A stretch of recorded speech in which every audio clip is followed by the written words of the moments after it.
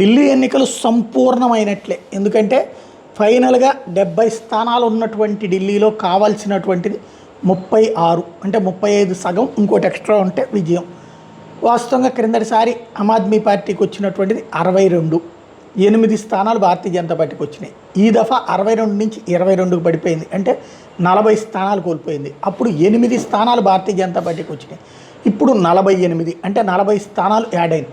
Aam Aadmi party కోల్పోయినటువంటి 40 స్థానాలు భారతీయ జనతా పార్టీకే దక్కినాయి. తద్వారా భారతీయ జనతా పార్టీ ఘన విజయం సాధ్యమైంది, ఆమ్ ఆద్మీ పార్టీ ఘన పరాజయము సాధ్యమైంది. కాంగ్రెస్ పార్టీ ఎక్కడా కూడా గట్టి పోటీ ఇవ్వలేదు. కేవలం సాధారణంగా మనకి ఆంధ్ర, తెలంగాణ కొన్ని ప్రాంతాల్లో బలమైనటువంటి కమ్యూనిస్టు కోటలలో ఇప్పుడు బాగా బలహీనపడిపోయాక 3000, 4000 ఓట్లు చేల్చడమో సాధించడమో చేస్తుంటారు కదా. గెలుపోటములు నెక్కున్నప్పుడు అట్లాంటి ఓటింగ్ అనేటటువంటిది ఇంపాక్ట్ కదా. అట్లాగా ఈ దఫా కాంగ్రెస్ పార్టీ పోటీ చేయడం వల్ల కనీసం 15 నుండి 20 స్థానాల్లో భారతీయ జనతా పార్టీ చేతిలో కేజ్రీవాల్ పార్టీ, ఆమ్ ఆద్మీ పార్టీ ఓడిపోయింది. అయితే ఈ 15-20 స్థానాల్లో కాంగ్రెస్ పార్టీ ఏమీ భారీగా సాధించలేదు.